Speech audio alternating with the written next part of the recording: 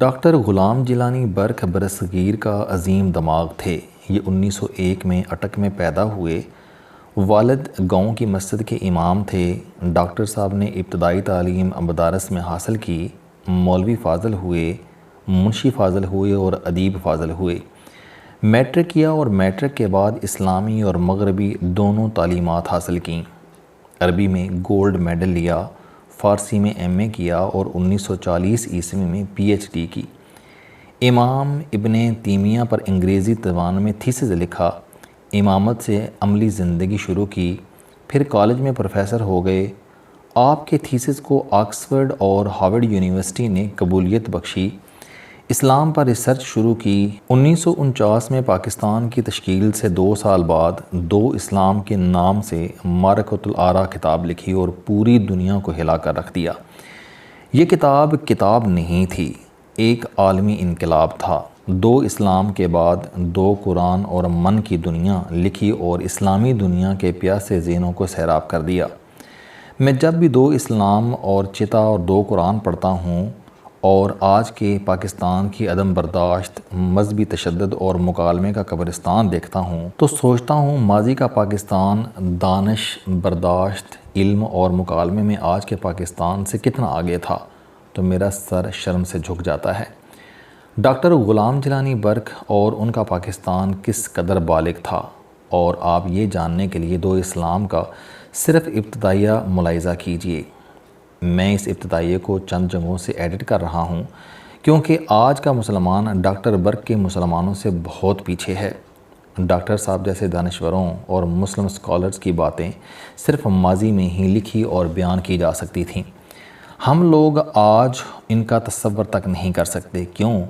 کیونکہ آج کے مسلمان میں سب کچھ ہے، اگر نہیں ہے تو اسلام نہیں۔ یہ 1918 عیسوی کا ذکر ہے۔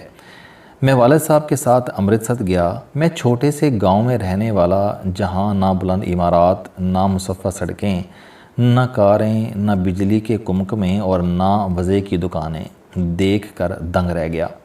لاکھوں کے سامان سے سجی دکانیں اور بورڈ پر کہیں رام بھیجا سنت رام لکھا تھا، کہیں دنی چند اگروال، کہیں سنت سنگھ سنبل اور کہیں شادی لال فقیر چند۔ حال بازار کے اس سرے سے اس سرے تک کسی مسلمان کی کوئی دکان نظر نہیں آئی۔ ہاں، مسلمان ضرور نظر آئے۔ کوئی بوجھ اٹھا رہا تھا، کوئی گدے لاد رہا تھا، کوئی کسی ٹال پر لکڑیاں چیر رہا تھا اور کوئی بھیک مانگ رہا تھا۔ غیر مسلم کاروں پر جا رہے تھے اور مسلمان 2.5 من بوجھ کے نیچے دبا ہوا مشکل سے قدم اٹھا رہا تھا۔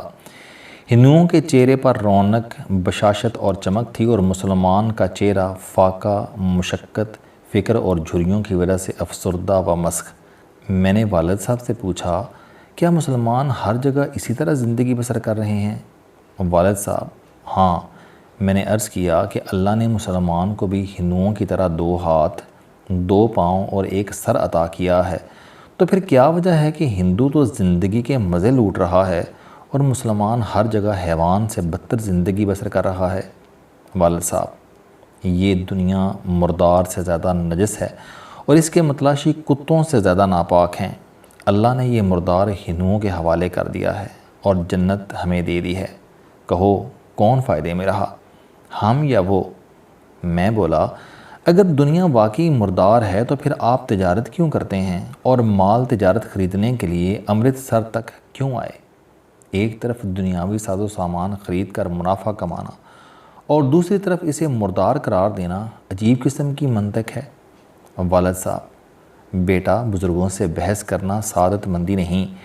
جو کچھ میں نے تمہیں بتایا ہے وہ ایک حدیث کا ترجمہ ہے۔ حدیث کا نام سن کر میں ڈر گیا اور بحث بند کر دی۔ سفر سے واپس آ کر میں نے گاؤں کے ملا سے اپنے شبہات کا اظہار کیا اور اس نے بھی وہی جواب دیا۔ میرے دل میں اس معمے کو حل کرنے کی تڑپ پیدا ہوئی، لیکن میرے قلب و نظر پر تقلید کے پہرے بیٹھے تھے۔ علم کم تھا اور فہم محدود، اس لیے معاملہ الجھتا گیا۔ میں مسلسل 14 برس تک حصول علم کے لیے مختلف علماء و صوفیاء کے ہاں رہا، درس نظامی کی تکمیل کی، سینکڑوں واعظین کے واحد سنے، بیسیوں دینی کتابیں پڑھیں، اور بالآخر مجھے یقین ہو گیا کہ اسلام رائج کا حاصل یہ ہے کہ توحید کا اقرار اور صلاۃ و زکوٰۃ، صوم اور حج کی بجا آوری، اذان کے بعد ادب سے کلمہ شریف پڑھنا، جمعرات، چہلم، 11ویں وغیرہ کو باقاعدگی سے ادا کرنا، قرآن کی عبارت پڑھنا، اللہ کے ذکر کو سب سے بڑا عمل سمجھنا، قرآن اور درود کے ختم کرانا، حق ہو کے ورد کرنا، مرشد کی بیعت کرنا، مرادیں مانگنا، مزاروں پر سجدے کرنا، سڑکوں اور بازاروں میں سب کے سامنے ڈھیلا کرنا، تعویذوں کو مشکل کشا سمجھنا، کسی بیماری یا مصیبت سے نجات کے لیے مولوی جی کی دعوت کرنا، گناہ بخشوانے کے لیے قوالی سننا، غیر مسلم کو ناپاک و نجس سمجھنا، طبیعیات، ریاضیات، اقتصادیات، تعمیرات وغیرہ کو کفر خیال کرنا، غور و فکر اور اجتہاد استنباط کو گناہ قرار دینا، صرف کلمہ پڑھ کر بہشت میں پہنچ جانا اور ہر مشکل کا علاج عمل اور محنت کے بجائے دعاؤں سے کرنا۔ میں علماء کرام کے فیض سے جب تعلیمات اسلامی پر پوری طرح حاوی ہو گیا تو یہ حقیقت واضح ہوئی کہ خدا ہمارا، رسول ہمارا، فرشتے ہمارے، جنت ہماری، حوریں ہماری، زمین ہماری، آسمان ہمارا، الغرض سب کچھ کے مالک ہم ہیں، اور باقی قومیں اس دنیا میں جخ مارنے آئی ہیں۔ ان کی دولت، عیش و عشرت محض چند روزہ ہے، وہ بہت جلد جہنم کے پست ترین طبقے میں اوندے منہ پھینک دیے جائیں گے، اور ہم کم خواب و ظریفت کے سوٹ پہن کر سرمدی بہاروں میں حوروں کے ساتھ مزے لوٹیں گے۔ زمانہ گزرتا گیا، انگریزی پڑھنے کے بعد علوم جدیدیہ کا مطالعہ کیا، قلب و نظر میں وسعت پیدا ہوئی، اقوام و عالم کی تاریخ پڑھی تو معلوم ہوا کہ مسلمانوں کی 128 سلطنتیں مٹ چکی ہیں۔ حیرت ہوئی کہ جب اللہ ہمارا اور صرف ہمارا تھا تو اس نے خلافت عباسیہ کا وارث ہلاکو جیسے کافر کو کیوں بنایا؟ ہسپانیہ کے اسلامی تخت پر فرونیمیا کو کیوں بٹھایا؟ مغلیہ کا تاج البرز کے سر پر کیوں رکھ دیا؟ بلغاریہ، ہنگری، رومانیہ، سلوویہ، پولینڈ، کریمینیا، یوکرائن، یونان اور بلغار سے ہمارے آثار کیوں مٹا دیے؟ ہمیں فرانس سے بیک بینی دو گوش کیوں نکالا، اور تیونس، مراکو، الجزائر اور لیبیا سے ہمیں کیوں رخصت کیا؟ میں رفع حیرت کے لیے مختلف علماء کے پاس گیا لیکن کامیابی نہ ہوئی۔ میں نے اس مسئلے پر 5-7 برس تک غور و فکر کیا لیکن کسی نتیجے پر نہ پہنچ سکا۔ میں ایک دن سحر کو بیدار ہوا، طاق میں قرآن شریف رکھا تھا، میں نے اٹھایا، کھولا اور پہلی آیت جو میرے سامنے آئی وہ یہ تھی، جس کا ترجمہ یہ تھا کہ کیا یہ نہیں دیکھتے کہ ہم ان سے پہلے کتنی اقوام کو تباہ کر چکے ہیں؟ ہم نے انہیں وہ شان و شوکت عطا کی تھی جو تمہیں نصیب نہیں ہوئی۔ ہم ان کے کھیتوں پر چھما چھم بارشیں برساتے تھے اور ان کے باغات میں شفاف پانی کی نہریں بہتی تھیں، لیکن جب انہوں نے ہماری راہیں چھوڑ دیں تو ہم نے انہیں تباہ کر دیا اور ان کا وارث کسی اور قوم کا بنا دیا۔ میری آنکھیں کھل گئیں۔ اندھی تقلید کی وہ تاریک گھٹائیں جو دماغی ماحول پر محیط تھیں یک بہ یک چھٹنے لگیں اور اللہ کی سنت جاریہ کے تمام گوشے بے حجاب ہونے لگے۔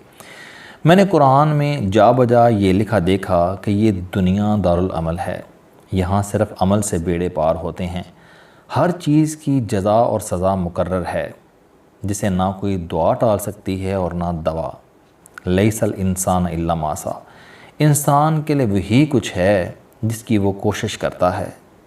میں سارا قرآن مجید پڑھ گیا اور کہیں بھی محض دعا یا تعویذ کا کوئی صلہ نہ دیکھا، کہیں بھی زبان خوش آمد کا اجر زمردی محلات، حوروں اور حجوں کی شکل میں نہ پاتا۔ یہاں میرے کانوں میں صرف تلواروں کی چھنکاریں سنی اور میری آنکھوں نے غازیوں کے وہ جھرمٹ دیکھے جو شہادت کی لازوال دولت حاصل کرنے کے لیے جنگ کے بھڑکتے شعلوں میں کود رہے تھے۔ وہ دیوانے دیکھے جو عزم و ہمت کا علم ہاتھ میں لیے معنی حیات کی طرف با انداز طوفان بڑھ رہے تھے۔ وہ پروانے دیکھے جو کسی کے جمال جاں افروز پہ رہ رہ کے قربان ہو رہے تھے۔ قرآن مجید کے مطالعے کے بعد مجھے یقین ہو گیا کہ مسلمان ہر جگہ محض اس لیے ذلیل ہو رہا ہے کہ اس نے قرآن کے عمل، محنت اور ہیبت والے اسلام کو ترک کر رکھا ہے، اور وہ اور ادویہ کی نشے میں مست ہے، اور اس کی زندگی کا تمام سرمایہ چند دعائیں اور چند تعویذ ہیں اور بس۔ اور ساتھ ہی یقین ہو گیا کہ اسلام دو ہیں، ایک قرآن کا اسلام جس کی طرف اللہ بلا رہا ہے، اور دوسرا وہ اسلام جس کی تبلیغ ہمارے 80 لاکھ ملا قلم اور پھیپھڑوں کا سارا زور لگا کر رہے ہیں۔ السلام علیکم۔